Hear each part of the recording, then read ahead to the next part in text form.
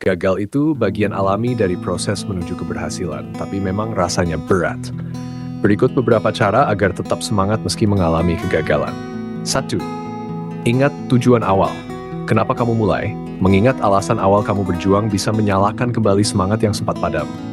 2. Terima gagal, jangan tolak. Gagal bukan akhir segalanya.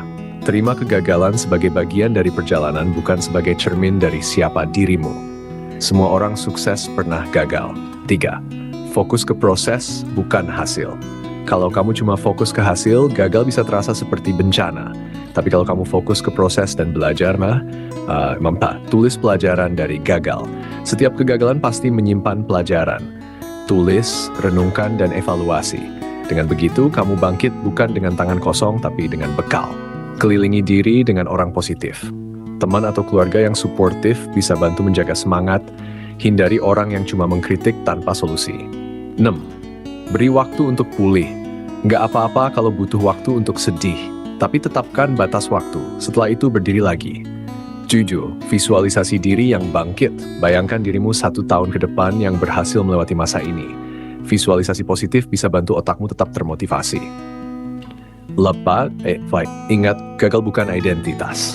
Kamu mengalami kegagalan, tapi kamu bukan kegagalan. Jangan biarkan satu kejadian menentukan nilai dirimu. Punya mental tangguh artinya kamu tetap tegar, fokus, dan bergerak maju walau ada tekanan, kegagalan, atau kesulitan. Mental seperti ini tidak muncul tiba-tiba, tapi bisa dilatih dan dibentuk. Berikut penjelasan lengkap cara memiliki mental yang tangguh. 1. Kenali dan terima emosi. Orang tangguh bukan yang gak pernah sedih atau takut, tapi yang bisa mengelola emosi, bukan dikendalikan emosi. Latihan saat kamu merasa sedih, marah, takut, jangan langsung menghindar. Duduk sebentar dan beri nama emosinya. Aku sedang kecewa. Ini langkah pertama untuk tidak dikuasai emosi. 2. Bangun pola pikir tumbuh, growth mindset. Orang dengan mental tangguh percaya bahwa kemampuan bisa ditingkatkan lewat usaha, bukan cuma bawaan lahir. Ubah pola pikir dari aku memang gak berbakat jadi aku belum bisa, tapi aku bisa belajar. 3. Fokus ke hal yang bisa dikendalikan. Banyak hal di luar kendali kita. Omongan orang, masa lalu. Fokuskan energi ke hal yang bisa kamu atur. Usaha, sikap, dan reaksi kamu. Latihan, kalau gagal, jangan tanya kenapa ini terjadi pada, tapi tanyakan apa yang bisa kulakukan sekarang. 4. Bangkit setelah jatuh. Orang tangguh bisa jatuh berkali-kali, tapi selalu bangkit. Resiliensi dibangun lewat kebiasaan tidak menyerah dan mencari makna dari setiap kegagalan. Tulis, setiap kali gagal, tulis minimal 1 hal yang bisa kamu pelajari. Lama-lama kamu akan terbiasa melihat cahaya di balik gelap. Jaga konsistensi, bukan motivasi. Motivasi bisa naik turun, tapi konsistensi bisa kamu jaga dengan disiplin dan kebiasaan kecil. Contoh, latih diri untuk tetap bangun pagi atau menyelesaikan tugas meski malas. Ini memperkuat otot mentalmu. 6. Berani bicara, bukan memendam. Orang tangguh tahu kapan harus minta bantuan. Bukan lemah, justru itu tanda kamu cukup kuat untuk jujur soal apa yang kamu butuhkan. Latihan, ceritakan masalahmu ke orang yang kamu percaya, atau tulis dalam jurnal. 7. Latih diri lewat tantangan kecil. Mental kuat dibentuk lewat latihan, seperti otot. Hadapi tantangan kecil secara sadar. Berani tampil di depan umum, olahraga rutin, belajar hal baru, dan Prinsip, nyaman itu musuh kemajuan. Sedikit ketidaknyamananlah area pertumbuhan. Adalah keyakinan bahwa kemampuan, kecerdasan, dan bakat bisa dikembangkan melalui usaha, belajar, dan ketekunan. Bukan cuma ditentukan oleh bakat alami. Pola pikir ini penting karena dengan growth mindset, kamu tidak takut gagal, lebih tahan banting, dan terus berkembang. Berikut penjelasan lengkap tentang cara membangun pola pikir tumbuh. 1. Sadari dan ubah pikiran tetap. Orang dengan fixed mind sering berpikir, aku nggak pintar, aku nggak berbakat di bidang ini. Kalau aku gagal, artinya nggak mampu. Ubah menjadi growth mindset. Aku belum bisa sekarang, tapi aku bisa belajar. Aku bisa berkembang kalau aku terus mencoba. Kesalahan itu bagian dari proses belajar. Lihat proses, bukan hanya hasil. Orang dengan pola pikir tumbuh lebih menghargai usaha dan proses daripada hanya melihat hasil akhir. Contoh, alih-alih bangga hanya saat dapat nilai 100, kamu belajar bangga karena sudah berusaha keras dan tidak menyerah. Gamerga, gunakan kata-kata yang mendorong perkembangan. Kata-kata yang kamu ucapkan atau pikirkan membentuk cara pandangmu. Hindari kata-kata yang menutup diri. Ganti. Aku nggak bisa. Aku belum bisa. Aku gagal. Aku sedang belajar. Nah, hadapi tantangan, jangan menghindar. Tantangan peluang untuk tumbuh. Pola pikir tetap akan menghindar karena takut gagal, tapi growth mindset menghadapi dengan semangat belajar. Coba tantang diri dengan hal-hal kecil setiap minggu. Belajar hal baru, bicara di depan umum, olahraga rutin. 5. Anggap kritik sebagai masukan, bukan serangan. Orang dengan growth mindset mendengarkan kritik untuk memperbaiki diri, bukan langsung merasa tersinggung. Cobalah untuk tanya, apa yang bisa aku pelajari dari masukan ini? 6. Refleksi diri secara teratur. Tulis setiap malam, apa hal baru yang aku pelajari hari ini? Apa kesalahan yang terjadi dan apa pelajarannya? Ini melatih otakmu untuk fokus pada pertumbuhan, bukan kesempurnaan.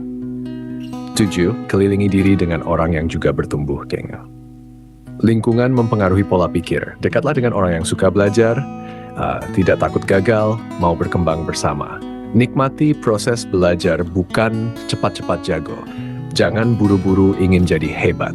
Orang dengan growth mindset menikmati proses belajar, bahkan saat lambat sekalipun. Fokus pada hal yang bisa dikendalikan adalah kunci agar hidupmu lebih tenang, produktif, dan tidak mudah stres. Banyak orang kehabisan energi karena terlalu sibuk mengkhawatirkan hal-hal yang di luar kendalinya. Berikut penjelasan lengkap dan cara melatihnya. Apa maksudnya? Hal yang bisa kamu kendalikan, usaha kamu, reaksi kamu terhadap situasi, waktu dan energi yang kamu pakai, sikap, keputusan, dan cara berpikir. Hal yang tidak bisa kamu kendalikan, omongan orang, masa lalu, perasaan orang lain, cuaca, hasil akhir, atau nasib. Kunci utamanya, fokus ke sebab, bukan ke hasil. Cara melatih diri untuk fokus ke hal yang bisa dikendalikan. 1. Pisahkan mana yang bisa dan tidak bisa kamu kontrol.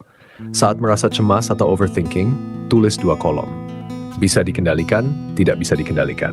Sikapku hari ini, pendapat orang tentangku, jam belajarku, nilai yang akan keluar, reaksi aku saat gagal, masalah yang sudah lewat. Latihan harian. Saat stres, ambil kertas dan pisahkan masalahmu ke 2 kolom ini. 2. Latih diri untuk bertanggung jawab atas diri. Orang yang tangguh tidak menyalahkan keadaan, tapi bertanya, apa yang bisa aku lakukan dengan kondisi ini? Contoh, aku bisa belajar dari kesalahan ini. Aku gagal karena dosennya terlalu galak. 3. Praktikkan let go, melepas yang tidak bisa diatur. Berlatih melepaskan hal-hal di luar kendali bukan berarti menyerah, tapi menerima kenyataan sambil tetap berusaha. Coba afirmasi ini saat kamu mulai overthinking. Aku melepaskan hal yang tidak bisa aku kontrol. Aku fokus pada usahaku hari ini.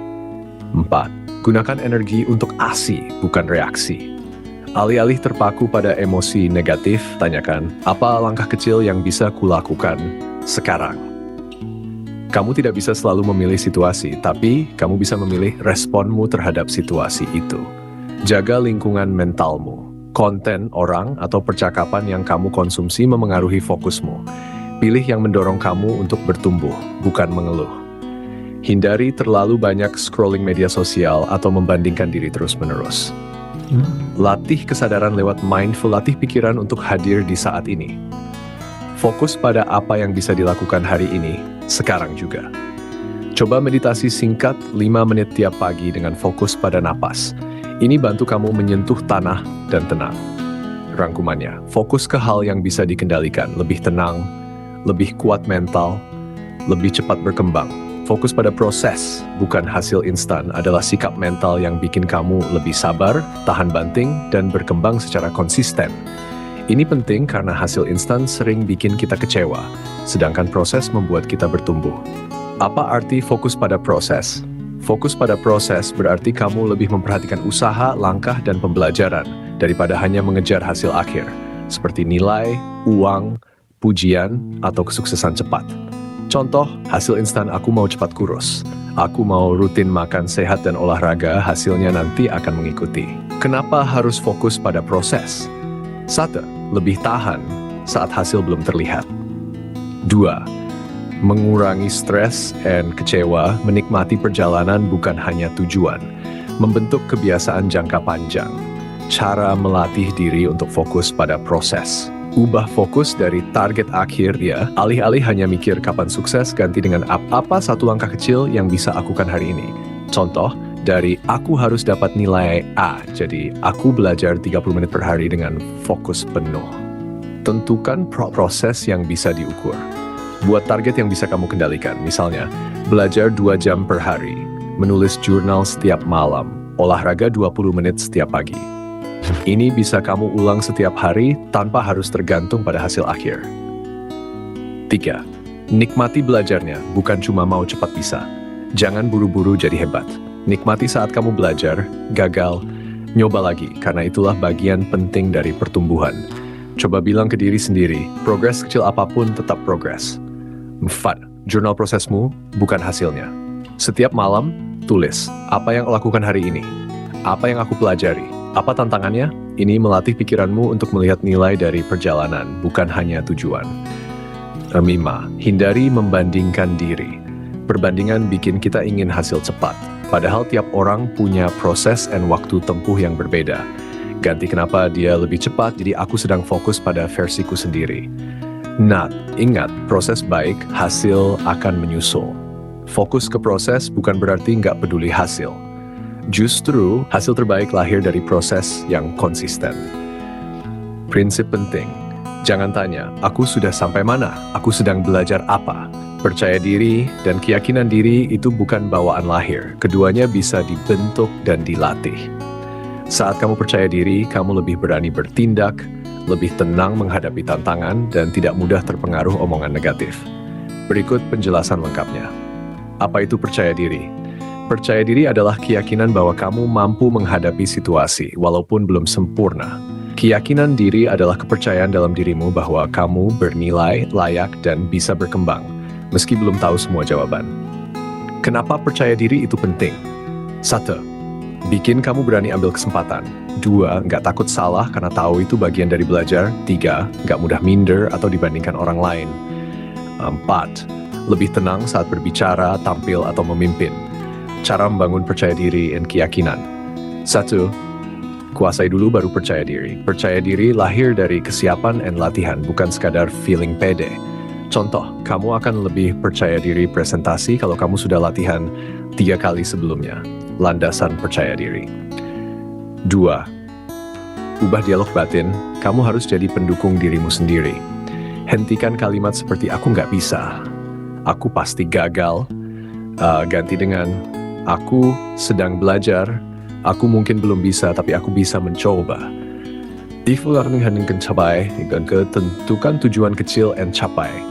Buat tantangan kecil dan raih satu persatu. Berani angkat tangan di kelas, bicara 1 menit di depan teman, konsisten bangun pagi 3 hari berturut-turut. Setiap kemenangan kecil akan bangun fondasi keyakinan besar. 4. Hadapi ketakutan bukan menghindar. Kepercayaan diri dibangun lewat aksi, bukan hanya pikiran. Takut ditolak, coba mulai percakapan kecil dengan orang asing. Takut gagal, coba kerjakan tugas tanpa menunggu sempurna. Berani meski takut, dasar rasa percaya diri. Bandingkan dirimu dengan dirimu dulu. Jangan ukur dirimu dengan orang lain. Lihat, dulu aku takut bicara. Sekarang, aku sudah mulai berani. Progres kecil apapun tetap bukti kamu bertumbuh. Tulis kekuatan dan pencapaianmu. Buat daftar hal yang sudah kamu capai, pernah kamu rasa disukai orang lain kamu. Saat rasa ragu datang, baca ulang. Ini akan mengingatkan bahwa kamu lebih kuat dari yang kamu kira. Bergaul dengan orang yang membesarkan, bukan mengecilkan. Lingkungan punya pengaruh besar. Cari orang yang suportif, mendorong kamu bertumbuh, tidak meremehkan mimpi kamu. Jaga postur dan nada bicara. Ini simple tapi efektif. Berdiri tegak, kontak mata, suara tegas. Postur percaya diri bisa membantu menciptakan rasa percaya diri secara mental. Penutup, kamu nggak perlu sempurna untuk percaya diri. Kamu hanya perlu percaya bahwa kamu bisa terus berproses dan belajar. Mengelilingi diri dengan dukungan positif. Bukan sekadar soal punya banyak teman. Ini adalah strategi hidup yang sangat penting untuk menjaga kesehatan mental, motivasi, dan pertumbuhan pribadi. Berikut penjelasan lengkapnya. Apa itu dukungan positif? Dukungan positif artinya kamu dikelilingi oleh orang-orang yang menyemangati saat kamu jatuh, mengingatkan saat kamu salah, membuatmu merasa berharga, mendorong kamu berkembang, bukan menjatuhkan. Bisa dalam bentuk teman, mentor, keluarga, komunitas, bahkan konten yang kamu konsumsi. Manfaat mengelilingi diri dengan dukungan positif. Atau meningkatkan rasa percaya diri. Orang positif akan mengingatkan kamu tentang kekuatan dan potensi yang kadang kamu lupakan sendiri. Mereka bilang, kamu bisa kok. Gagal, itu wajar. Ayo coba lagi. Aku bangga sama perkembanganmu. 2. Menjaga kesehatan mental. Lingkungan positif mengurangi stres, kecemasan, dan overthinking. Mereka memberi rasa aman, bukan tekanan. Dukungan bisa berbentuk mendengarkan tanpa menghakimi, hadir saat kamu butuh, memberi saran bijak, bukan nyinyir. 3. Memulihkan energi saat kamu jatuh. Setiap orang pernah merasa lelah atau ingin menyerah. Teman atau lingkungan yang positif akan menyemangati, bukan menghakimi, mengingatkan kenapa kamu mulai, mengajak kamu bangkit. Mendorong kamu level. Teman yang sehat mental dan positif akan menantang kamu untuk belajar, mendukung impianmu, memberi kritik yang membangun. Mereka tidak takut melihat kamu sukses, mereka justru ikut senang melihat kamu tumbuh. Kamu jadi ikut terbawa positif. Kamu adalah gabungan dari orang-orang yang paling sering kamu temui. Kalau kamu dikelilingi oleh orang yang optimis, pekerja keras dan suportif, kamu ikut tertular semangatnya.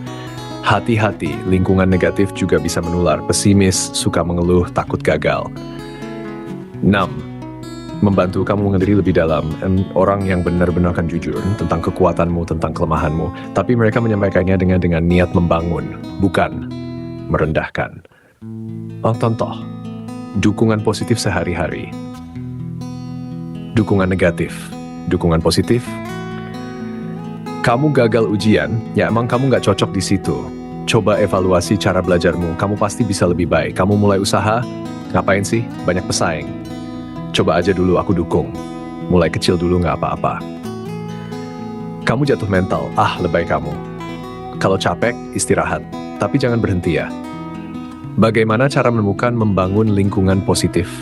1. Mulai dari kamu sendiri, jadilah dukungan positif buat orang lain dulu. Cari komunitas positif, komunitas belajar, pengembangan diri, hobi, kerelawanan. 3. Kurangi interaksi dengan yang suka merendahkan, bergosip, atau nyinyir. 4. Pilih konten yang kamu konsumsi. Tonton, baca, dan dengar hal yang membangun. Penutup. Lingkungan yang baik, tanah subur buat pertumbuhanmu. Kalau kamu dikelilingi orang yang tepat, kamu akan lebih kuat, lebih semangat, dan lebih berkembang. Memecah masalah besar jadi langkah kecil adalah cara cerdas untuk menghadapi tantangan besar tanpa kewalahan. Ini membantu kamu lebih fokus, lebih tenang, dan lebih mudah mencapai tujuan. Kenapa harus dipecah? Masalah atau tugas besar sering bikin kita overthinking, menunda-nunda, prokrastinasi, merasa tidak sanggup. Tapi saat kamu pecah jadi bagian kecil, kamu akan merasa lebih ringan, tahu harus mulai dari mana, bisa melihat kemajuan.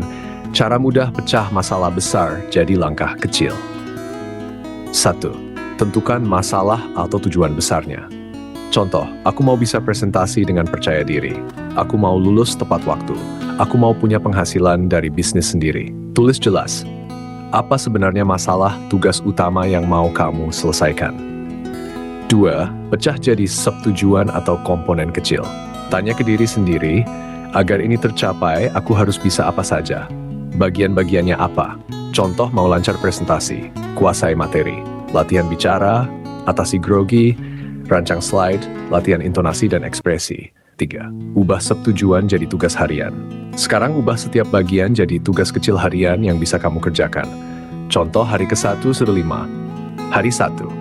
Baca ulang materi dan catat poin penting. Hari 2, rancang slide PowerPoint. Hari 3, latihan bicara di depan kaca. Hari 4, rekam dan evaluasi suara. Hari 5, latihan di depan teman keluarga. Ini bisa kamu terapkan ke masalah apapun, dari belajar, bisnis, sampai urusan pribadi. 4. Gunakan teknik progress 1%. Fokusnya bukan langsung sukses besar, tapi hari ini aku bergerak 1% lebih maju. Contoh, daripada langsung mikir aku harus jago public speaking, cukup bilang, hari ini aku latihan ngomong 5 menit tanpa melihat teks. 5. Checklist untuk lihat kemajuan. Buat daftar tugas kecil dan beri tanda centang setiap selesai satu. Contoh, baca ulang materi, bikin 5 slide, latihan suara, uji coba presentasi. Psikologisnya kuat. Melihat progres bikin kamu makin semangat. Ingat, fokus pada satu langkah tiap waktu. Jangan terlalu mikir akhirnya gimana. Fokus ke satu langkah yang kamu kerjakan hari ini. Langkah kecil yang konsisten lebih kuat dari niat besar yang ditunda. Contoh kasus ringkas. Masalah. Aku bingung mulai bisnis kecil.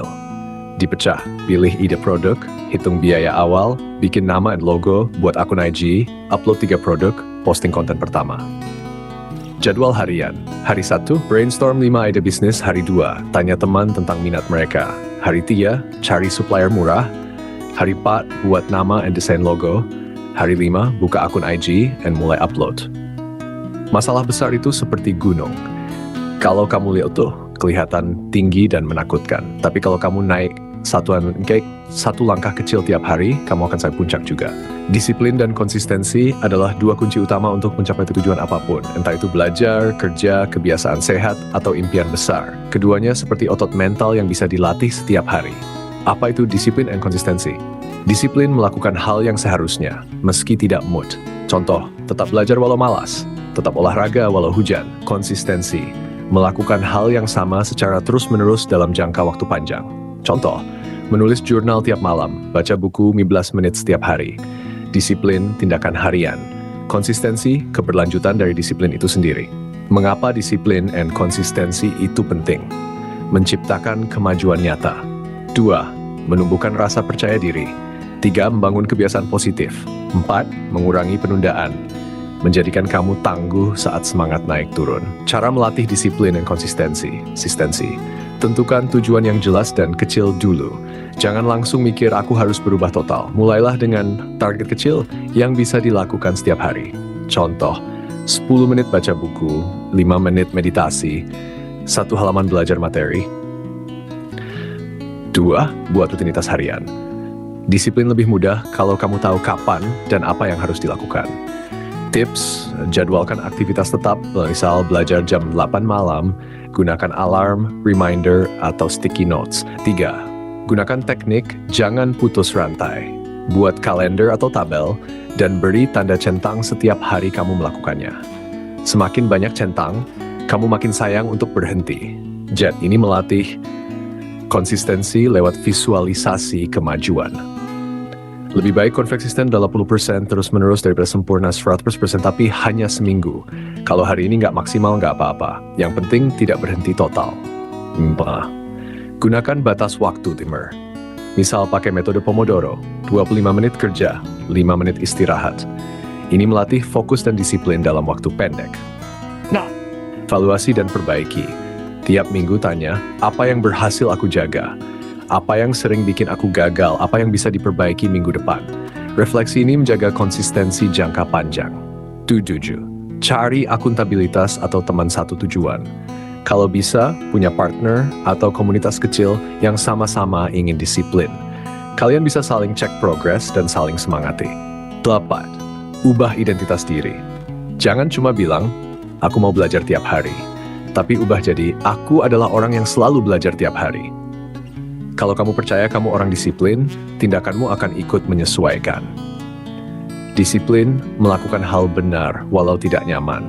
Konsistensi, melakukannya terus, bukan hanya saat semangat.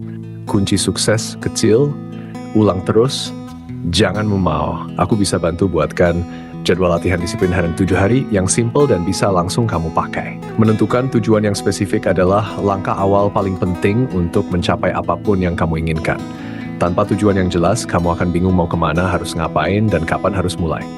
Kenapa harus tujuan yang spesifik? Tujuan yang spesifik terarah. Tujuan yang ngambang membingungkan. Aku pengen sukses, terlalu umum. Aku ingin punya bisnis makanan ringan online yang bisa jual 50 bungkus per minggu dalam 3 bulan and terukur. Cara menentukan tujuan yang spesifik. Gunakan prinsip SMART, yaitu S-specific. Apa sebenarnya yang ingin kamu capai? Hindari kata-kata kabur seperti ingin sukses, mau jadi lebih baik, Contoh, mau rajin belajar, belajar matematika 30 menit setiap malam jam 8. 2. Measurable. Bagaimana kamu tahu kamu sedang maju, harus bisa dihitung atau dievaluasi. Contoh, mau baca lebih banyak 12 buku dalam 3 bulan, 1 buku per minggu. 3. Achievable, bisa dicapai. Realistis tapi tak menantang, jangan terlalu berat di awal. Contoh, mau hafal seluruh buku dalam seminggu. Hafal 1 halaman per hari selama 30 hari. 4. Relevant dengan hidup. Tujuan ini harus sesuai dengan nilai dan mimpi kamu, bukan karena ikut-ikutan. Contoh, kalau kamu ingin jadi pengusaha, maka tujuan belajar digital marketing 1 jam tiap hari sangat relevan. 5. Time bound. Kapan kamu ingin mencapainya? Tanpa batas waktu, kamu akan menunda terus. Mau mulai bisnis, buka toko online pertama sebelum tanggal 31 Juli 2025. Contoh tujuan yang spesifik and smart. Umum, spesifik, mau jadi sehat. Olahraga POT-A seminggu selama 30 menit selama 2 bulan. Mau bisa bahasa Inggris, latihan speaking 15 menit tiap pagi selama 60 hari. Mau lulus tepat waktu, selesaikan bab 1 skripsi sebelum tanggal 20 Juni. Tips tambahan. 1. Tulis tujuanmu di tempat yang terlihat, buku, HP, dinding kamar. 2. Ulangi tiap pagi malam untuk menanamkan kepikiran bawah sadar. 3. Ubah jadi checklist mingguan atau harian, biar mudah dilacak. 4. Rayakan kemajuan kecil supaya kamu tetap termotivasi. Kalau tujuan sudah jelas, lanjutkan ke memecahnya jadi langkah kecil harian, menjadwalkannya di rutinitas, menjaga disiplin dan konsistensi. Tujuan besar jadi target kecil adalah cara jitu supaya kamu nggak kewalahan dan bisa maju langkah demi langkah dengan lebih terarah dan percaya diri. Kenapa harus memecah tujuan besar? Tujuan besar sering terasa berat dan bikin bingung karena terlalu luas. Kalau kamu memecahnya jadi target kecil, fokus jadi lebih jelas. Motivasi tetap terjaga karena ada pencapaian nyata tiap langkah. Lebih mudah memantau progres. Cara memecah tujuan besar jadi target kecil. 1. Tulis tujuan besar dengan jelas. Misalnya, aku mau lulus kuliah dengan IPK di atas 3.5 dalam 2 tahun ke depan. 2. Identifikasi komponen utama tujuan. Pikirkan langkah-langkah besar yang harus kamu capai untuk menuju tujuan itu. Contoh untuk lulus dengan IPK 3.5, menyelesaikan semua mata kuliah tepat waktu, mendapat nilai A di mata kuliah inti, membuat skripsi dengan baik, aktif dalam diskusi dan tugas kelompok. 3. Bagi komponen besar jadi target periode kecil. Buat target per bulan, minggu, atau bahkan hari yang realistis. Contoh, bulan 1 fokus menyelesaikan tugas dan ujian mata kuliah matematika dasar. Minggu 1, belajar 1 jam setiap hari dan kerjakan latihan soal hari 1, membaca bab 1 materi kuliah dan buat rangkuman. Dan 4, jadikan target kecil itu tugas harian atau mingguan. Kalau target kecil jadi rutinitas, kamu akan lebih mudah konsisten. 5. Pantau dan evaluasi secara berkala. Setiap minggu atau bulan, cek apakah kamu sudah mencapai target kecil tersebut. Jika belum, cari tahu hambatannya dan atur strategi baru. 6. Rayakan setiap target kecil yang terpenuhi. Penghargaan kecil akan menjaga motivasi kamu tetap tinggi. Contoh kasus, tujuan besar. Mau bikin channel YouTube dengan 1.000 subscriber dalam 6 bulan. Pecah jadi target. Bulan 1, buat konsep konten and upload 4 video. Minggu 1, riset topik and buat skrip video pertama. Hari 1, tulis outline video and persiapkan alat rekam. Tujuan besar itu seperti perjalanan panjang. Kalau kamu cuma fokus ke tujuan akhirnya, kamu bisa stres. Tapi kalau kamu buat target kecil yang jelas, kamu bisa fokus melangkah satu persatu dan merayakan setiap pencapaian. Fokus pada proses, bukan hasil instan, adalah kunci supaya kamu tetap sabar, tekun, dan gak mudah frustrasi saat menghadapi tantangan atau belajar sesuatu yang baru. Kenapa harus fokus pada proses? Banyak orang pengen hasil cepat, misalnya langsung jago, cepat kaya, atau langsung sukses. Tapi kenyataannya, semua pencapaian besar butuh waktu. Proses itu tempat kamu belajar, berkembang, dan jadi lebih baik. Kalau cuma fokus hasil, kamu bisa mudah putus asa jika hasilnya belum kelihatan. Apa itu fokus pada proses? Fokus pada proses artinya kamu menghargai setiap langkah kecil yang kamu lakukan. Nikmati belajar dan usaha, bukan cuma mengincar hasil akhir. Belajar dari kesalahan dan memperbaiki diri terus-menerus. Tetap konsisten walau hasil belum sesuai harapan. Cara fokus pada proses, bukan hasil instan. 1. Tetapkan tujuan jangka pendek daripada cuma fokus pada hasil besar buat target harian atau mingguan yang bisa kamu capai. Contoh, hari ini aku latihan berbicara 10 menit. Minggu ini aku belajar 3 bab materi. 2. Catat kemajuanmu. Tulis apa yang sudah kamu kerjakan setiap hari, sekecil apapun. Ini membantu kamu melihat bahwa kamu benar-benar bergerak maju. 3. Nikmati proses belajarmu. Cari kesenangan dalam aktivitasnya.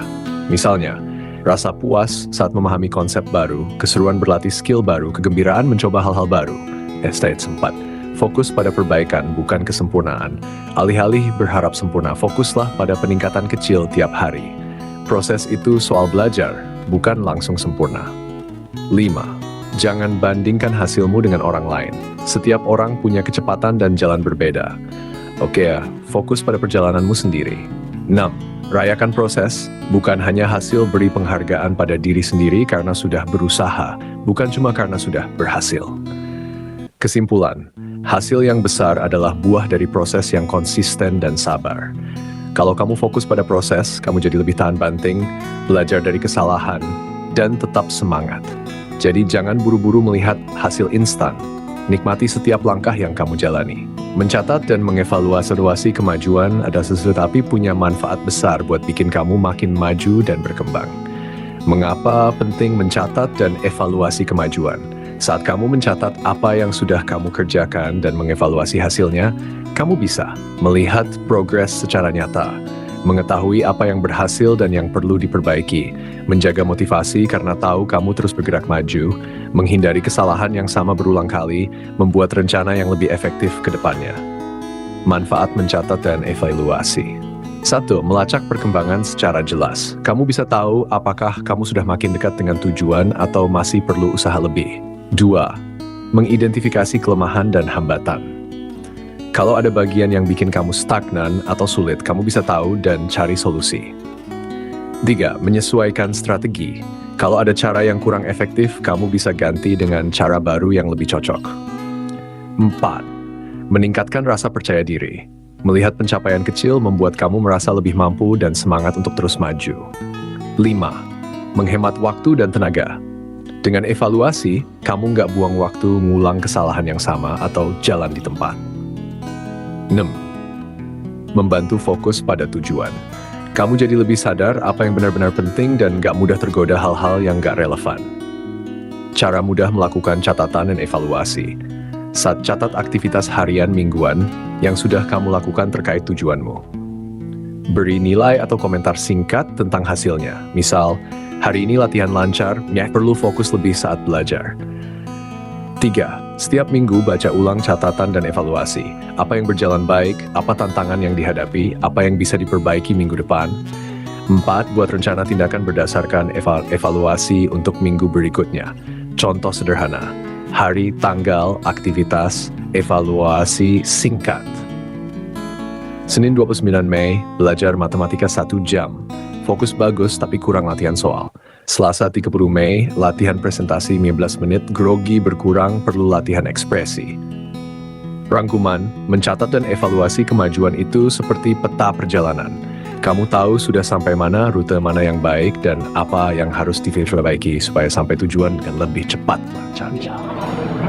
Mengurangi stres dan kecemasan, penting banget supaya pikiran tetap jernih, fokus, dan semangat dalam menjalani aktivitas sehari-hari. Berikut cara-cara efektif yang bisa kamu coba. Kenapa mengelola stres dan kecemasan itu penting? Stres berlebihan bikin kamu gampang lelah, sulit tidur, dan kurang fokus. Kecemasan yang gak terkendali bisa menghambat keputusan dan produktivitas. Mengelola keduanya bikin kamu lebih tenang, percaya diri, dan lebih siap menghadapi tantangan. Cara mengurangi stres dan kecemasan. 1. Latihan pernapasan dan meditasi. Tarik napas dalam-dalam secara perlahan dan hembuskan perlahan. Meditasi singkat 5-10 menit setiap hari bisa menenangkan pikiran. 2. Olahraga teratur. Aktivitas fisik seperti jalan cepat, lari, atau yoga membantu tubuh melepaskan hormon endorfin yang membuat mood jadi lebih baik. 3. Tuliskan pikiran dan perasaanmu. Menulis jurnal bisa jadi cara melepaskan beban pikiran dan menemukan solusi dari masalah. 4. Tidur cukup dan teratur. Kurang tidur bisa meningkatkan stres dan kecemasan. Usahakan tidur 7-8 jam setiap malam. 5. Atur waktu dan buat jadwal harian yang realistis dan sisakan waktu untuk istirahat dan hiburan. 6. Batasi konsumsi kafein dan gula berlebih. Kafein dan gula bisa memicu kecemasan dan membuat kamu lebih gelisah. 7. Bicarakan dengan teman atau profesional. Curhat atau diskusi bisa membantu mengurangi beban pikiran dan mendapatkan perspektif baru. 8. Lakukan hobi atau aktivitas menyenangkan. Meluangkan waktu untuk hal yang kamu sukai bisa mengalihkan pikiran dari stres. 9. Fokus pada hal yang bisa kamu kendalikan. Jangan terlalu khawatir tentang hal di luar kendali. Fokuslah pada langkah kecil yang bisa kamu ambil sekarang. Rangkuman, stres dan kecemasan itu wajar, tapi jangan sampai menguasai kamu. Dengan latihan pernapasan, olahraga, tidur cukup, dan manajemen waktu yang baik, kamu bisa menjaga pikiran tetap tenang dan fokus. Jangan lupa juga penting untuk berbagi dan melakukan hal yang membuatmu bahagia. Meningkatkan fokus dan produktivitas sangat penting supaya kamu bisa menyelesaikan tugas dengan efisien dan mencapai tujuan lebih cepat. Berikut cara-cara yang bisa kamu terapkan. Kenal fokus dan produktivitas penting, membantu kamu menyelesaikan pekerjaan dengan lebih cepat, mengurangi rasa stres karena tugas menumpuk, membuat hasil kerja lebih berkualitas, memberi waktu lebih banyak untuk istirahat dan hal lain yang kamu suka. Cara meningkatkan fokus dan produktivitas. 1. Tentukan prioritas tugas. Pilih tugas paling penting atau mendesak dulu, gunakan metode Eisenhower Matrix atau to-do list. 2. Gunakan teknik Pomodoro. Kerja fokus selama 25 menit, lalu istirahat 5 menit. Ulangi beberapa siklus dan beri istirahat lebih panjang setelah 4 siklus. 3. Hilangkan gangguan. Matikan notifikasi HP, tutup aplikasi yang nggak penting, dan buat lingkungan kerja yang nyaman. 4. Buat jadwal harian. Rencanakan waktu kerja dan istirahat dengan jelas. Pastikan ada jeda untuk recharge. 5. Lakukan istirahat singkat dan peregangan. Setiap 1-2 jam, berdiri, berjalan, atau peregangan untuk mengurangi kelelahan fisik dan pikiran. 6. Jaga asupan nutrisi dan air putih. Makan sehat dan cukup minum air membantu otak tetap optimal bekerja. Tidur cukup. Kurang tidur membuat fokus menurun dan membuat kamu mudah lelah. Gunakan musik atau white noise jika membantu. Beberapa orang lebih fokus dengan musik instrumental atau suara alam. Stimulan. Catat ide dan gangguan yang muncul. Kalau ada pikiran lain yang muncul saat kerja, tulis dulu supaya tidak mengganggu fokus. Rangkuman. Untuk meningkatkan fokus dan produktivitas, kamu harus mengatur prioritas, buat jadwal, hilangkan gangguan, dan jaga kondisi fisik serta mental. Dengan teknik seperti Pomodoro dan istirahat teratur, kamu bisa kerja lebih efisien dan hasilnya maksimal. Memperbaiki kualitas tidur sangat penting supaya kamu bangun dengan segar, fokus, dan energik sepanjang hari. Berikut cara-cara yang bisa kamu lakukan untuk tidur lebih nyenyak dan berkualitas. Mengapa kualitas tidur penting? Tidur yang cukup dan berkualitas memperbaiki konsentrasi dan daya ingat, membantu proses pemulihan fisik dan mental, mengatur mood supaya lebih stabil, meningkatkan daya tahan tubuh. Cara memperbaiki kualitas tidur. 1. Tetapkan jadwal tidur yang konsisten. Tidur dan bangun pada waktu yang sama setiap hari, termasuk akhir pekan. 2. Ciptakan lingkungan tidur yang nyaman. Pastikan kamar gelap, sejuk, dan tenang. Gunakan kasur dan bantal yang nyaman. 3. Batasi penggunaan gadget sebelum tidur. Hindari layar HP, laptop, atau TV setidaknya 1 jam sebelum tidur karena cahaya biru mengganggu produksi melatonin. Hindari kafein dan makanan berat di malam hari. Kafein dan makanan berat bisa membuatmu sulit tidur. 5. Lakukan relaksasi sebelum tidur. Coba meditasi ringan, tarik napas dalam, atau baca buku untuk menenangkan pikiran. 6. Hindari tidur siang terlalu lama. Kalau perlu tidur siang, batasi maksimal 20-30 menit agar tidak mengganggu tidur malam. Olahraga teratur. Olahraga membantu tidur lebih nyenyak, tapi jangan lakukan olahraga berat tepat sebelum tidur. Perhatikan asupan cairan. Minum cukup air sepanjang hari, tapi hindari minum banyak sebelum tidur supaya tidak sering bangun ke kamar mandi. Rangkuman, kualitas tidur yang baik Dimulai dari kebiasaan yang teratur, lingkungan tidur yang nyaman, dan menghindari hal-hal yang mengganggu tidur. Dengan perbaikan ini, kamu bisa merasa lebih segar dan siap menjalani hari. Memperbaiki kualitas tidur sangat penting supaya kamu bangun dengan segar, fokus, dan energik sepanjang hari. Berikut cara-cara yang bisa kamu lakukan untuk tidur lebih nyenyak dan berkualitas. Mengapa kualitas tidur penting? Tidur yang cukup dan berkualitas memperbaiki konsentrasi dan daya ingat, membantu proses pemulihan fisik dan mental, mengatur mood supaya lebih stabil, meningkatkan daya tahan tubuh. Cara memperbaiki kualitas tidur. 1. Tetapkan jadwal tidur yang konsisten. Tidur dan bangun pada waktu yang sama setiap hari, termasuk akhir pekan. 2. Ciptakan lingkungan tidur yang nyaman. Pastikan kamar gelap, sejuk, dan tenang. Gunakan kasur dan bantal yang nyaman. 3. Batasi penggunaan gadget sebelum tidur. Hindari layar HP, laptop, atau TV setidaknya 1 jam sebelum tidur karena cahaya biru mengganggu produksi melatonin. Hindari kafein dan makanan berat di malam hari. Kafein dan makanan berat bisa membuatmu sulit tidur. 5. Lakukan relaksasi sebelum tidur. Coba meditasi ringan, tarik napas dalam, atau baca buku untuk menenangkan pikiran. 6. Hindari tidur siang terlalu lama. Kalau perlu tidur siang, batasi maksimal 20-30 menit agar tidak mengganggu tidur malam. Olahraga teratur. Olahraga membantu tidur lebih nyenyak, tapi jangan lakukan olahraga berat tepat sebelum tidur. Perhatikan asupan cairan. Minum cukup air sepanjang hari, tapi hindari minum banyak sebelum tidur supaya tidak sering bangun ke kamar mandi. Rangkuman, kualitas tidur yang baik dimulai dari kebiasaan yang teratur, lingkungan tidur yang nyaman, dan menghindari hal-hal yang mengganggu tidur.